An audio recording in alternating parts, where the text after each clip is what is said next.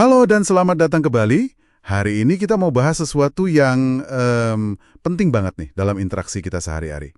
Gimana sih caranya ngomong tanpa bikin orang lain, ya sebel gitu. Atau malah anggap kita nyebelin. Kadang kan niat kita baik, tapi kok ya cara nyampeinnya bisa salah ya. Betul, betul. Kita akan coba bedah beberapa strategi dari buku How to Talk to Anyone oleh Lel Lowndes.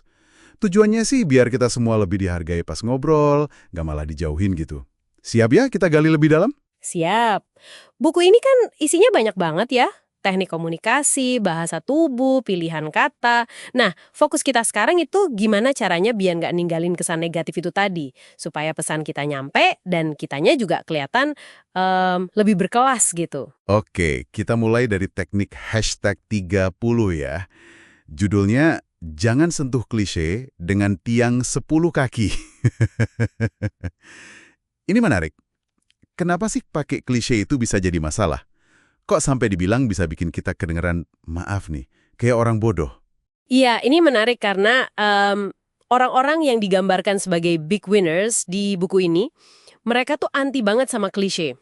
Ungkapan kayak sepandai-pandainya tupai melompat atau bagai menegakkan benang basah, itu buat mereka udah basi banget. Kedengeran kayak kita nggak punya pemikiran sendiri, nggak original. Oh, jadi kayak nunjukin kita kurang kreatif gitu ya? Tepat, pakai klise pas ngobrol sama mereka, itu seolah-olah kita ngasih sinyal, saya di level beda nih, kurang kreatif, gitu. Oke. Jadi mending hindari ya. Terus, apalagi nih yang bisa bikin kita tanpa sadar kedengeran nyebelin? Buku ini nyebut teknik hashtag 33, kebiasaan percakapan terburuk di dunia, yaitu teasing atau menggoda.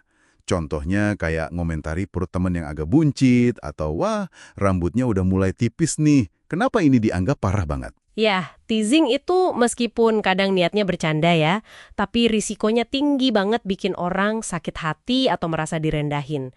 Buku ini mengkategorikannya sebagai perilaku kucing kecil, bukan kucing besar yang sukses itu.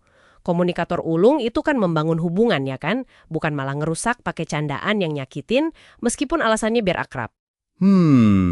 Jadi humornya harus hati-hati, jangan sampai nyinggung. Terus, gimana kalau situasinya agak canggung? Misalnya teman kita nggak sengaja numpahin minuman gitu, atau salah ngomong di depan orang banyak. Teknik hashtag 78 kan bilang abaikan kesalahan kecil. Nah, reaksi kita gimana biar nggak kita yang jadi nyebelin karena reaksi kita? Nah, ini butuh kepekaan. Dan seringnya, the best reaction is no reaction. Nggak usah ngapa-ngapain. Buku itu kasih contoh eksekutif, jatuhin kentang panggang pas rapat penting. Koleganya yang big winners, mereka pura-pura nggak lihat aja, lanjut ngobrol kayak nggak ada apa-apa. Hah? Serius? Jadi didiemin aja gitu? Bukannya refleks kita bilang, nggak apa-apa, atau aduh. Justru itu, kalau kita reaksi kayak gitu, malah semua mata jadi tertuju ke dia kan, malah bikin dia tambah malu. Dengan mengabaikan, kita kasih dia kesempatan buat pulih tanpa merasa jadi pusat perhatian. Ini soal menjaga martabat orang lain. Wah, oke. Noted. Beda banget sama kebiasaan ya. Nah, sekarang gantian nih. Kalau kita yang harus nyampein sesuatu yang nggak enak, kayak berita buruk gitu, teknik hashtag 34. Gimana caranya biar nggak kedengaran dingin atau nggak peduli? Biar nggak dicap nggak punya perasaan gitu? Sikap kita itu kunci utamanya. Buku ini nekanin pentingnya kita ikut merasakan apa yang dirasakan penerima berita. Kalau beritanya sedih, ya tunjukkan simpati yang tulus. Kalau mengecewakan, ya tunjukkan pemahaman. Misalnya nolak lamaran kerja. Jangan cuma bilang, maaf Anda nggak diterima. Dingin banget kan? Iya. Terus gimana baiknya? Mungkin bisa bilang, kami hargai banget waktu Anda, keputusannya sulit tapi kami harus pilih kandidat lain. Kami paham ini mungkin mengecewakan. Itu nunjukin empati. Bukan cuma beritanya ya, tapi cara kita itu loh yang penting. Betul, sikap empatik itu ya intinya. Oke, satu lagi nih yang menarik. Soal transparansi. Teknik hashtag 80. Tentang jujur soal apa untungnya buat saya, WIFM, dan apa untungnya buat Anda, WIFY. Kalau kita minta tolong atau ngajak ketemu, kenapa kalau kita nyembunyiin ini malah bisa jadi bumerang? Ini soal trust, soal kepercayaan jangka panjang. Kalau kita minta bantuan atau ngajak meeting, ya coba jelaskan aja keuntungannya buat dua pihak. Sekecil apapun itu, mungkin cuma traktiran kopi atau bagi info. Kalau ternyata kita punya agenda tersembunyi yang baru ketahuan nanti, wah kita bisa langsung dicap licik, nggak tulus. Kejujuran, bahkan soal motif kita itu justru lebih dihargai biasanya. Oke, jadi jelas banget ya.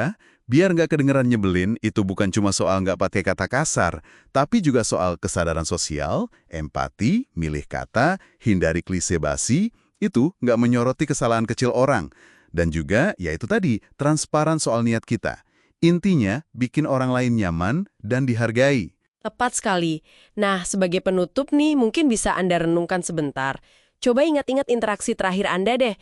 Ada nggak momen di mana Anda mungkin nggak sengaja ya, pakai klise? Atau mungkin kurang peka sama perasaan lawan bicara? Atau malah ikut ngetawain kesalahan kecilnya? Coba pikirin, gimana caranya biar di kesempatan berikutnya Anda bisa terapkan salah satu prinsip tadi, biar koneksinya makin kuat, bukan malah rusak. Coba direnungkan ya.